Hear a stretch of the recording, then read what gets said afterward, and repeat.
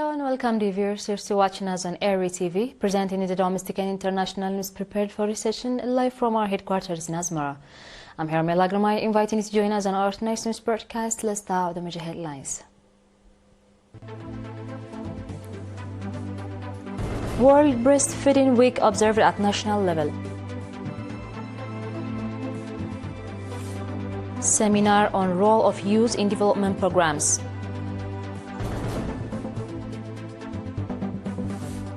Israel kills an average 28 Palestinian children daily in Gaza. And cutting Russia ties has cost the European Union worth €1 trillion. On our domestic news, World Breastfeeding Week is being observed from 1st to 7th August with various activities under the theme Prioritize Breastfeeding, Create Sustainable Support System. At a national level ceremony organized today in Asmara, Sister Amnesat Hagos from the Ministry of Health stated that breastfeeding protects against various diseases, supports physical and mental development, contains all essential nutrients, and ensures the future health of infants. Sister Amnesat also called on all institutions to establish daycare centers to ease the burden on breastfeeding mothers. Mr. Abdullah Mohammed Yusuf, UNICEF representative in Eritrea, noted that according to the 2010 Eritrea Public Health Survey, over 90% of children are breastfed within the first hour and 69% are exclusively breastfed for 6 months. These achievements have significantly contributed to reducing neonatal and child mortality, placing Eritrea among the global leaders in breastfeeding practices. At the discussion forum moderated by the Association of Medical Doctors of Eritrea, female doctors shared their experiences with participants, focusing on the general benefits of breastfeeding, maternity leave, the importance of establishment daycare centers at institutions, and support for breastfeeding mothers in the workplace. Awards were presented to winners of the general knowledge competitions conducted during the week.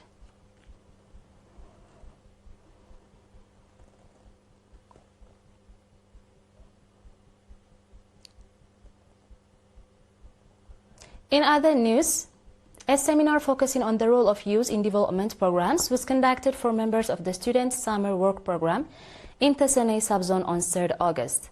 The seminar was organized in collaboration between the National Union of Eritrean Youth and Students and the Ministry of Education branches, highlighting that the contribution of students to the development program should not be taken lightly. Mr. Meles Gebrai, head of the National Union of Eritrean Youth and Students branch in the subzone, called on to the youth to actively participate. Mr. Meles also urged the participants of the Student Summer Work Program to strengthen their involvement in the greening campaign, environmental sanitation, and other assigned activities. The participants on their part expressed readiness to engage in the program with utmost dedication. According to reports, about 600 students are taking part in the Student Summer Work Program in Tessenei subzone. In related news, commendable water and soil conservation efforts as well as a greening campaign are being undertaken by participants of the Students' Summer Work Program in Mendefra subzone. Mr. Barakhat Tahlaselase, head of the Agriculture Office in the subzone, indicated that 250,000 tree seedlings planted last year in 7 areas are in good condition. Mr. Barakhat further noted that this year about 900 students, coordinated by teachers and agricultural experts, are participating in the programs in the subzone.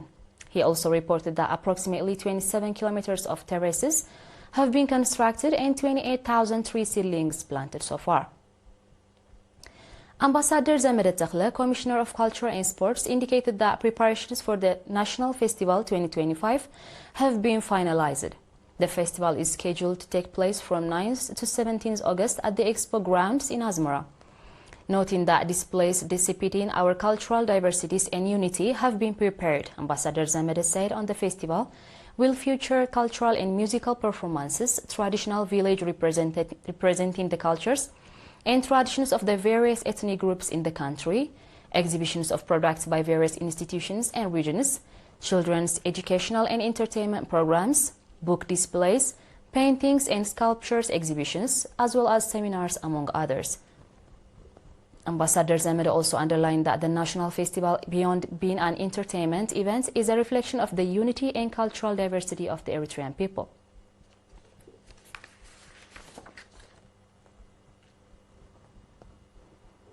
Dear viewers, stay tuned for our international news right after the short break.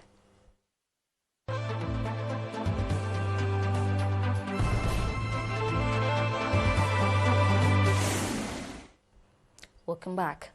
An average of 28 children were killed in Gaza every day amid ongoing Israeli attacks and humanitarian aid blockade in the region, said the UN Children's Fund yesterday. Deaths by bombardment, deaths by malnutrition and starvation, deaths by lack of aid in vital services, an average of 28 children a day, the size of a classroom, have been killed in Gaza, according to the UN agency statement. It emphasized that children in the region are in need of food, water, medicine and protection, urging an immediate ceasefire. Since the conflict between Hamas and Israel erupted on late 2023, the Palestinian death toll in the Gaza Strip has risen to 60,933, with 150,027 others injured, Gaza's health authorities said in a statement. Among the deceased, children and women accounted for nearly half. In other news, the European Union's decision to reduce energy and trade cooperation with Russia over the Ukraine conflict has cost the bloc more than €1 trillion, according to the reports. The figure is based on various expert estimates of the economic consequences of the European Union's decision to impose unprecedented sanctions on Russia that it accounts for lost profits from energy and trade cooperation. Trade between European Union and Russia dropped from $482 billion in 2013 to $69 billion in 2023 and is now approaching zero. It's reported that Europe's economy has subsequently taken a hit and is losing competitiveness. Russian President Vladimir Putin said that refusing Russian gas supplies had cost European Union countries around $231 billion. That it's the price Europe has to pay for ending all economic contacts with Russia, he added. As a result, natural gas in Europe is 4 to 5 times more expensive than in the US, and electricity is 2 to 3 times higher. It's remembered that members of the European Union were the top users of Russia's gas supplies and fuels before the war with Ukraine rises.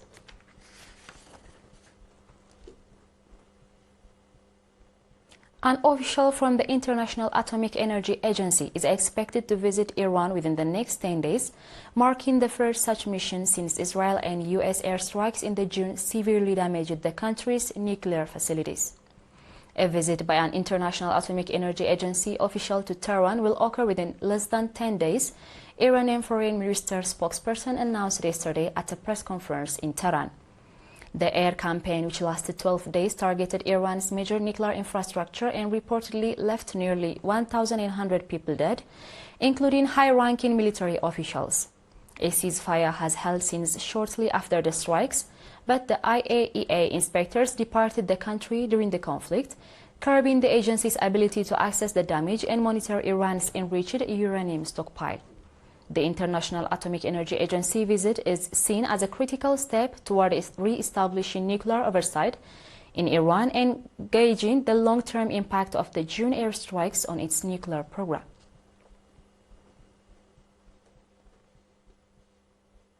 Dear viewers, we are done with the news prepared for this session, and now it's time for a quick recap of the major headlines. World Breastfeeding Week observed at national level. Seminar on role of youth in development programs.